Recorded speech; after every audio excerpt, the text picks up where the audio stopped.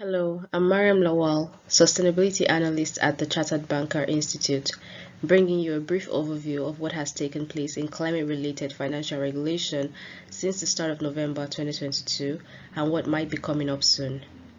I hope you find this briefing useful, but if you have suggestions for improvement, do let us know. Contact details will show on the final slide. Finally, please feel free to share this update more widely via social media. Thank you.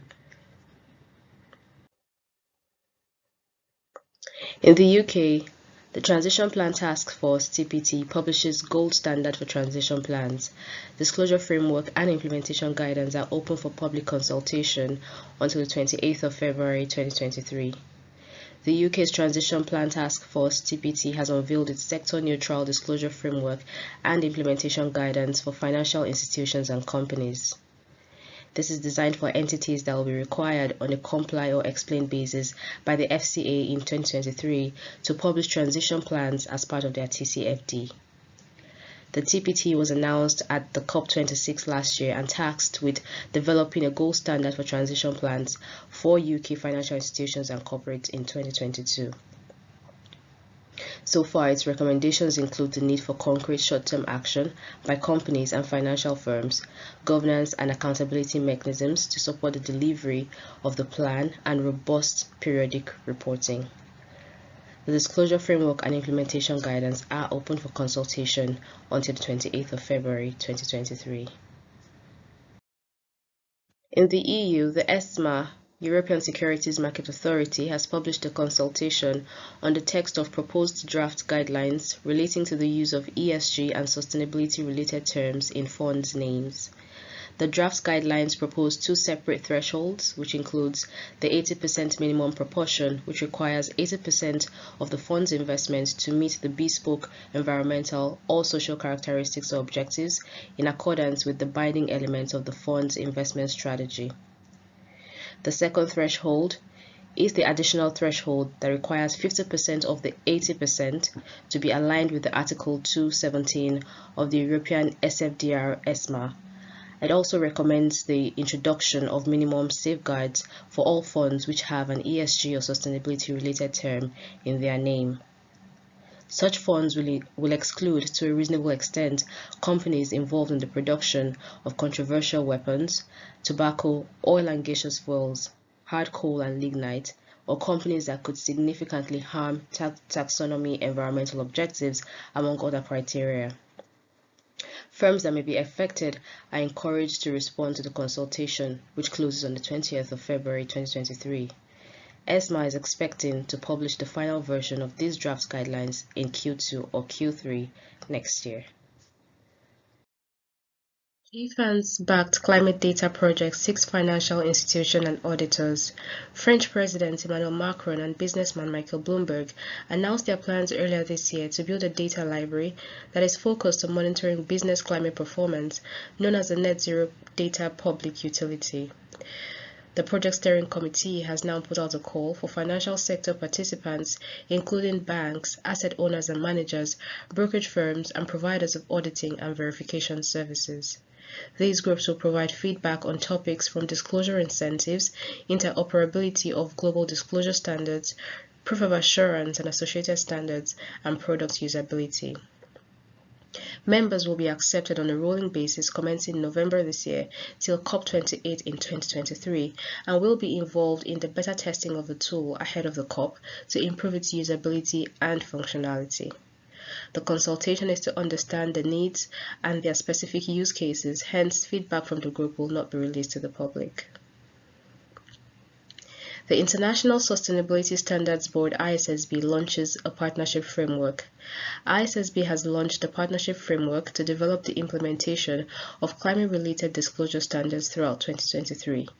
This would focus on improving the assessment of sustainability-related risks, supporting the shift in capital allocation towards sustainable investments in the Global South, allowing for flexibility to lower transaction costs for more sustainable businesses, providing consistent information on corporate performance across global markets, and also increasing transparency to minimize greenwashing risks.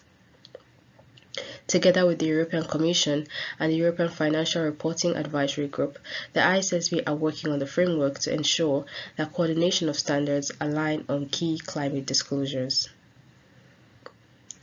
The Task Force on Nature-Related Financial Disclosures (TNFD) collaborates with Network for Greening the Financial System, otherwise known as the NGFS, on nature-related scenario analysis proposals.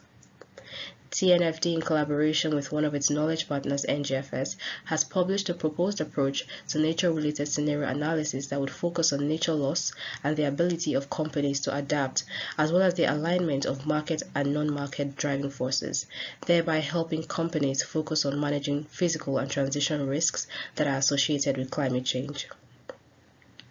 Another key feature is the use of qualitative storylines.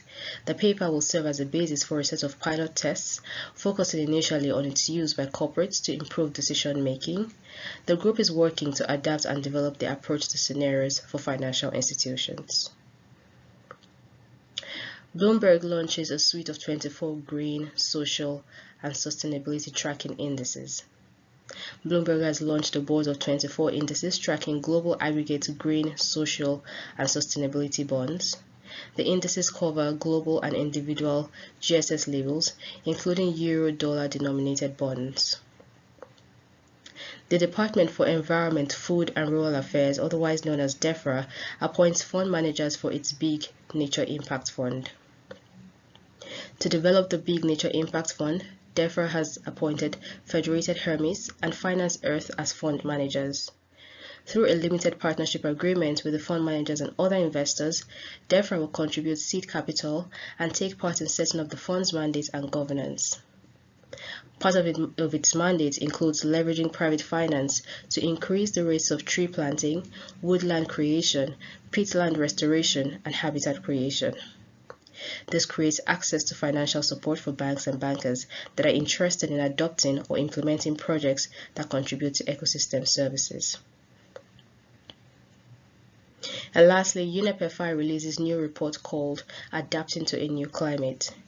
As discussions on climate change intensifies, parties are seeing the need to focus on climate change adaptation as much as mitigation. In some countries, such as those in emerging markets and developing countries, adaptation is particularly salient because the costs of climate change impacts far outweigh the costs of emission reduction. With this increasing focus on adaptation and climate impacts, UNEP-FI has assessed physical risk management and climate adaptation in banks and defined the next steps towards a framework to accelerate climate resilient banking. The report called Adapting to a New Climate looks at the current context of physical climate risk identification and assessment in banks globally.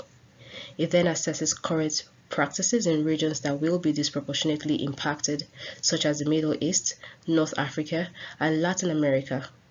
And finally, it proposes the next steps and considerations for advancing adaptation in the banking sector in highly exposed regions and globally.